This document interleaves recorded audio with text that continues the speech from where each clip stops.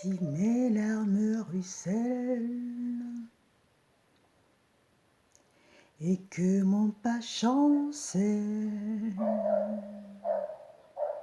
Créateur de la terre, mon secours est en toi. Je lève les yeux vers les hauts sommets. Toi seul est mon Dieu. Je proclamerai, toi seul est ma force, toi seul me restaure mon secours est en toi.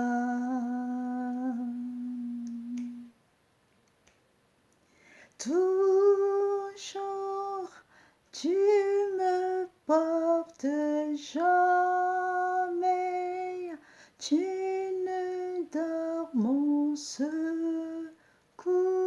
est en toi. Ma victoire, mon espoir, mon chemin, mon destin, mon salut, mon refuge, tout est en toi. Ma victoire, mon espoir, mon chemin, mon destin, ton salut, mon refuge, tout est en toi. Je lève les yeux vers les hauts sommets. Toi seul est mon Dieu. Je proclamerai, toi seul est ma force, toi seul me restaure mon secours est en toi. Shalom peuple de Dieu, shalom bien-aimés. Bonjour à vous, bonjour dans vos familles. Soyez encore les bienvenus à notre rendez-vous journalier. Et bienvenue les vaillants héros. C'est vrai que nous sommes des vaillants héros. Veiller et suivre des enseignements, des exhortations, c'est aussi un vrai combat. Donc je vous remercie infiniment pour votre fidélité. Merci pour votre bravoure. Merci pour votre ténacité. Tenez bon, tenez ferme. On ira jusqu'au bout. La victoire est au bout. La clé est au bout. Bien aimé, aujourd'hui nous allons parler d'une qualité très importante qui est la qualité d'espoir, de l'espérance.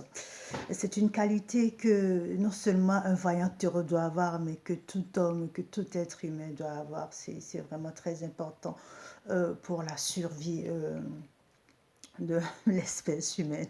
Amen.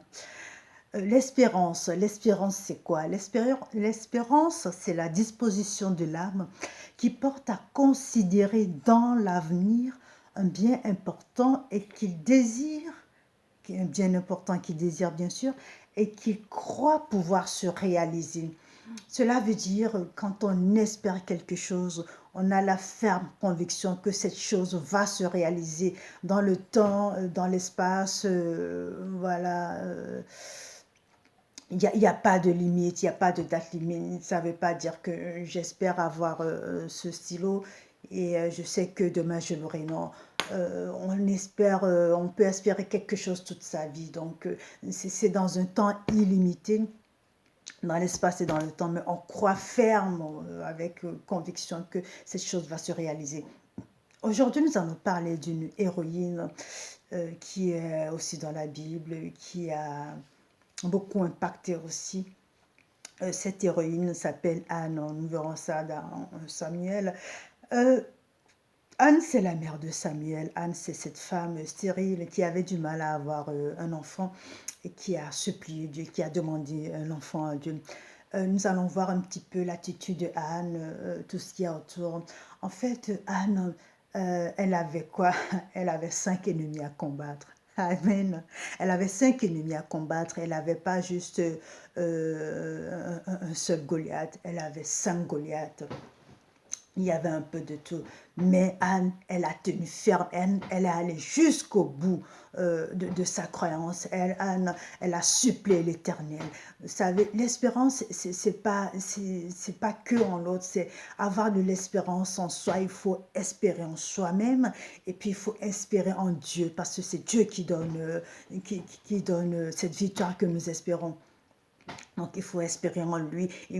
C'est lui qui te donne cette clé au bout. Donc, il faut espérer en lui. Mais si toi-même, tu n'as pas espoir en toi, tu ne peux pas y arriver. Il faut que tu crois en toi. Il faut que tu tiennes bon. Il faut que tu aies la confusion que toi, tu peux aussi y arriver. Donc, Anne, elle n'a pas lâché. La première personne, la première ennemie, on va dire le premier Goliath ou ennemi voilà, de Anne, c'était Pénina, sa rivale. Donc, cette femme, elle se moquait de Anne parce qu'en fait, elle avait des enfants et Anne, elle n'en avait pas. Donc, tous les matins, elle devrait dire à Anne, yo, mais regarde-toi, tu n'arrives même pas à concevoir, mais yo, mais abandonne donc, tu vois bien, ton Dieu ne t'écoute pas, abandonne. La deuxième personne, ça doit être Elkanah. Elkanah, à force de voir sa femme déprimée, sa femme qui a du mal à concevoir, il devrait aussi lui dire, écoute Anne, sérieusement là, tu souffres de trop, abandonne. Je sais que tu espères en Dieu, mais maintenant, tu sais, je te vois souffrir, ça me fait de la peine. Abandonne, ok? Deux personnes. Troisième personne, Élie le sacrificateur. Parce que quand elle va dans le temple pour prier, Élie est là. Hey, mais regarde-toi, mais tu es tout le temps là, mais tu n'as même pas gain de cause. Et puis arrête, parce que Anne, elle remuait ses lèvres, tellement elle souffrait à l'intérieur qu'elle elle faisait que remuer ses lèvres. On n'entendait pas ce qu'elle disait. Donc, qu'est-ce qu'il faisait? Élie se moquait d'elle. Mais va cuver, va, t'as encore bu, mais t'es saoul, mais c'est pas possible, mais ne viens pas traîner là. Donc Anne, tout ça, elle gardait la rancune, l'amertume. Elle devrait avoir un cœur tout plein d'amertume. Elle devrait se dire, mais personne, même ces gens-ci ne me comprennent pas. Mais elle réagissait même pas à leurs attaques. Elle réagissait pas. Elle savait qu'à la bout, qu'à la clé, qu'au bout, il y avait la clé. Au bout, il y avait la victoire. Amen. Anne, elle savait qu'au bout, il y avait la victoire. Au bout, elle devrait avoir son enfant. Donc, elle s'occupait même pas de ses ennemis. Mentalement, psychologiquement, elle les abaissait, elle les atterrissait, elle les abattait. C'est pour ça qu'elle était déjà vainqueur dès quand elle partait de la maison. Quatrième personne, c'était les enfants d'Élie. Parce que quand elle venait faire les sacrifices, et les enfants d'Élie prenaient les bons morceaux au lieu de laisser l'Éternel choisir. Ils prenaient les bons morceaux, ils laissaient n'importe quoi, les déchets à l'Éternel. Et ça énervait aussi Anne. Elle disait, mais attends, moi je viens sacrifier quelque chose de bon à l'Éternel pour avoir quelque chose de bon. Et voilà ce qu'il faisait. Et la dernière personne, c'est la stérilité. Alléluia. Anna, elle avait aussi la stérilité à combattre. C'était ça le géant, l'ennemi principal. Bien-aimé, derrière ton ennemi principal, derrière ton Goliath, il y a des ramifications, on va dire. Ton Goliath, il n'est pas seul, il ne vient jamais seul. Il a toujours des amis, il y a toujours des alliés, ils sont toujours derrière. La plupart du temps, ceux qui sont derrière sont tout petits, sont qui n'ont rien, que tu peux abattre juste par un simple coup de main.